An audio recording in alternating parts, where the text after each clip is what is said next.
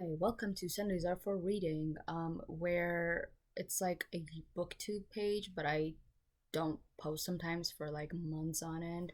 And then sometimes I'm posting consistently. Like, I don't really know what this channel represents, to be honest with you. But I noticed that we're almost done we're like halfway through January, and I never made a video about my top five books of 2025. And I just wanted to quickly touch on that. I have my little notes where I wrote down the books. I don't have any like descriptions about the premise or anything like that. So I'm really just going off the dome with these books. So yeah, we'll see what happens. So I'm not gonna go in a particular order. I'm just gonna choose a random one. So, The Catcher in the Rye by J.D. Salinger is one of the books that I wrote on here. I really enjoyed that book. If I think it was a required reading in high school, but I was never in that class where it was required reading. I just remember seeing um, students with that book. So I feel like it was a required reading. Like I just have this feeling in like high school, and I never read it until this past summer, and it was super good. It's about this kid who's like, is he like 16, 17? I can't even remember, but he like goes to like a preparatory school, and he's like flunking. Like I said, I don't have the description or the premise written, so this is, I'm going off what I remember. So he like isn't doing really good in school. He's just kind of like annoying, the character himself. I can't remember his name. I think it's Holden. And it's in New York. And when that same night where the book starts, I think the book takes place in the span of one night, I'm pretty sure. But he decides that he's just gonna like roam around this city and just like leave his college and then just like roam around New York City. And he ends up staying in a hotel, but he doesn't actually sleep there. He just like kind of walks around. No, actually, he does end up sleeping in the hotel because he goes on a date the next day. But anyway, he like just adventures around New York City and tries to find himself. And he's just kind of like a lost boy. He doesn't know what he wants to do. He doesn't see the point of school. He's like, what is the point of any of this? And I just really like that book because the setting that it takes place in, I think it's like after, I want to say it was like 1950s or something, and the book just makes you feels like it makes you feel like you're in that time, which I really enjoyed. Like with some of the lingo that they would use, like, oh, what's up, old sport? Like, I don't know, stuff like that. And like, um, he would go to like a jazz bar, I remember, and there was a black musician that was like performing. I think he was a pianist.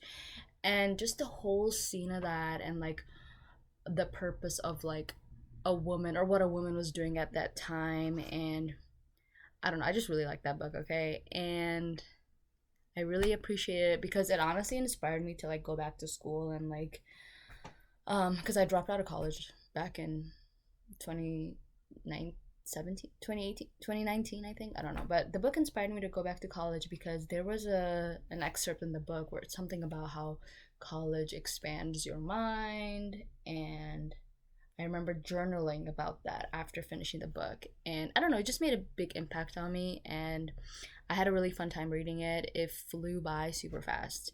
It's already been 3 minutes and I've only talked about one book. Okay, let's move on. Um, After Dark by Haruki Murakami. Oh my god, I loved this book. This book also takes place in the span of one night. So this is translated fiction by my boy Haruki Murakami. And it takes place with in Japan. I can't remember exactly in what city. I know it's in Tokyo, but like specifically what. And the book starts off where there's a girl sitting at a Denny's and she's reading a thick book and she's drinking black coffee. It's like 12 a.m., like in the middle of the night. And you meet these so like array of like interesting characters that run into this main character's life. And in one chapter you're in like a love hotel and there's these employees trying to save this Chinese prostitute. And then another like chapter you're focused on the main character's sister that's just sleeping the whole time, and we're kind of like watching her sleep and trying to figure out why she won't wake up. And just the aesthetics of Tokyo that was painted in this book was so beautiful. Like the 7-Eleven runs, the freaking the bars and the clubs that some of these characters were going to. And then there's a musician that's a trombone player that you're following, and it's just to die for. Like the aesthetics of Tokyo are painted so well in this book. And I just came back from going to Tokyo just a week ago. No, not a week ago. 3 days ago. I'm tripping. 3 days ago, I just came back from visiting Tokyo, and I kept feeling like I was a character from After Dark because it was just like depicted so like accurately, like the experience of being there, and like just this girl walking around by herself and like feeling super safe. And I don't know, it's just a really cutesy book. Not cutesy because there's definitely some dark stuff in the book, but it's just like really fun to read. Yeah. Okay, moving on. That's two books. Circe by Madeline Miller. Let's see. I think I read this book in like June or something. So this is like my first like introduction to mythology. This book follows the daughter of Helios, who's this, I can't remember. Daughter of Helios, who's like the god of the sun, right? Circe. And she's kind of like a witch. And okay, let me just say what I liked about it. It's the aesthetic of the book. Okay, it takes place on this like deserted island because she gets sent off to live there for something she did. I can't remember what she did. I think she turned, yeah, I'm not even gonna try to remember, but she's on this deserted island where she has like a pet who's like, I think a werewolf or something, and she's like mixing potions and making like, I don't know, dude. It was just like super cool to read about.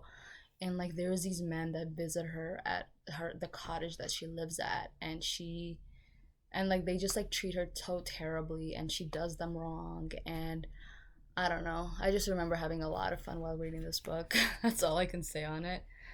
Next book is Frankenstein by Mary Shelley.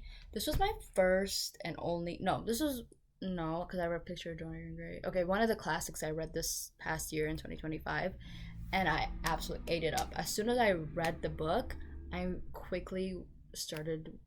I quickly watched the movie right after, the new Frankenstein that came out, which was also really good in my opinion.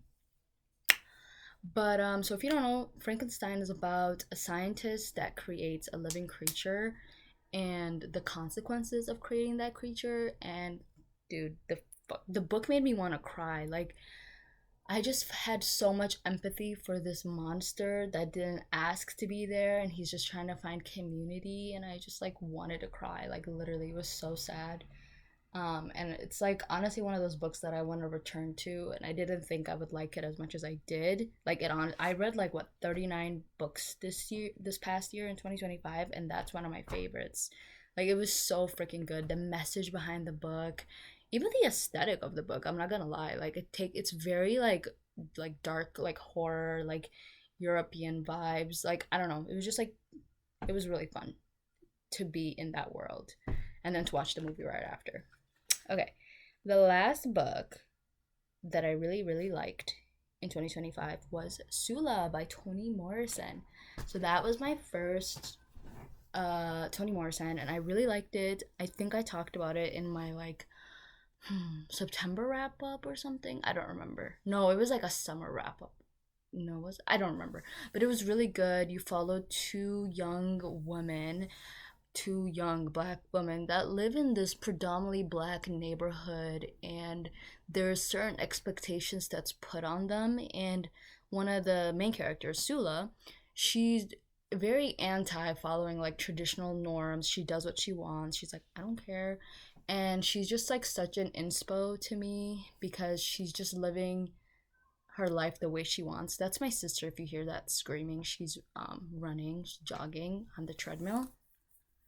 But yeah, I really like that book. And if you've never read Toni Morrison, honestly, this should be your first one because it was super, like, it was like readable, and I was very intimidated to start it. And then I really enjoyed it after. And I remember I read it in one day because I was on a plane, I remember, and I was underlining, adding like little notes.